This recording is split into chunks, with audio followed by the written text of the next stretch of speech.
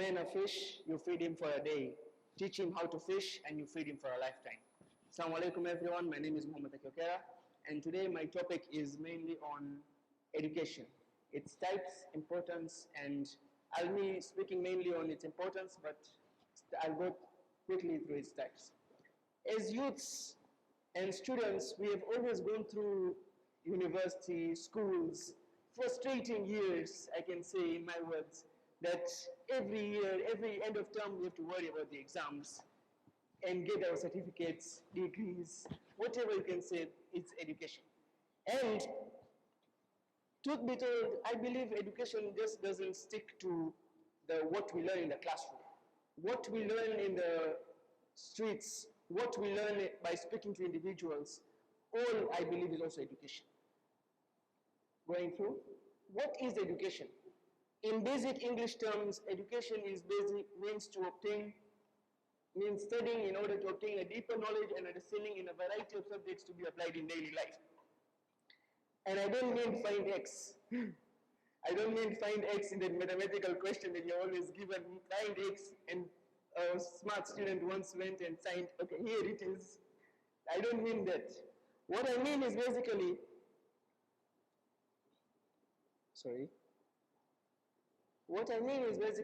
education can be learned everywhere around us. Wherever we go, whatever we do, we learn and we are educated. Types of education. Now this part is mainly my favorite. Types of education, there are mainly two types according to me. One is formal. Formal, I mean basically what we study in school, class, and when I know we have a teacher here, we have various teachers here, but Mr. You know, you've always gone through this textbook and you're told, okay, open the textbook and solve question number 1 in page number 3 or page number 5. That is basically what I mean by formal education. Formal education basically means that it is something that we learned in class, we understand it, okay?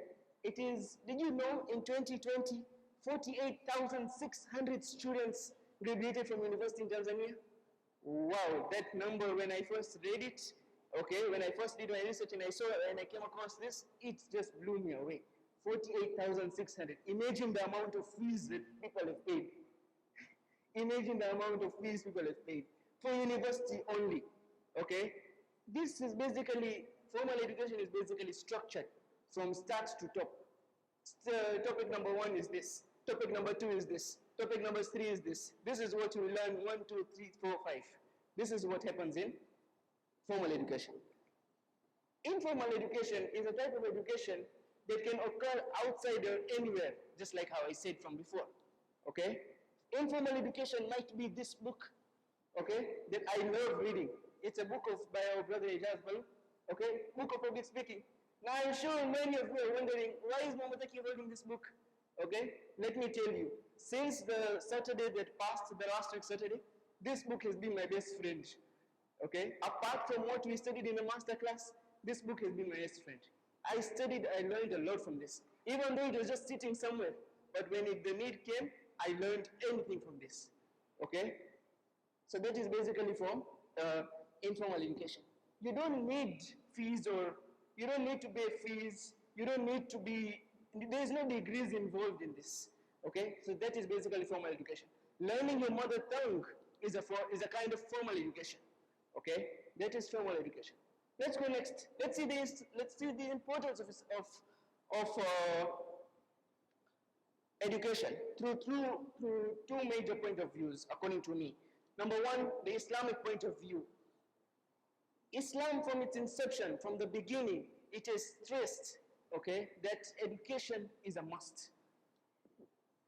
And the first verse that was revealed to our Prophet was Ikra, Bismi Rabbika Alladhi Khalaq. Read in the name of your God. Okay? Did you know there are more than 800 verses, 800 references to education? I might be wrong in this, but it is just statistics. But there are a lot of references according to education. The best textbook that we have to us is the Holy Quran.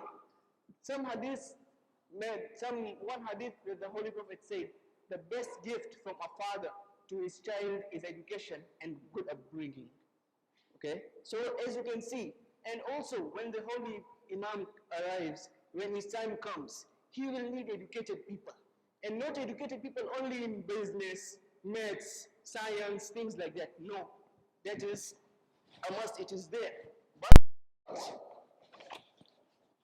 it is an important stuff. The non-Islamic point of view is basically, this is life.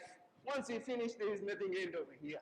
So the point of view of Islam is basically making the world, making your dreams come true, provide stability, equality, things like that. In the end, in conclusion, I'll just finish by saying, all human beings, all of us have access to education, be it formal or informal. Let's use it to make the world a better place as we wait for the coming of the Holy Imam. Thank you so much.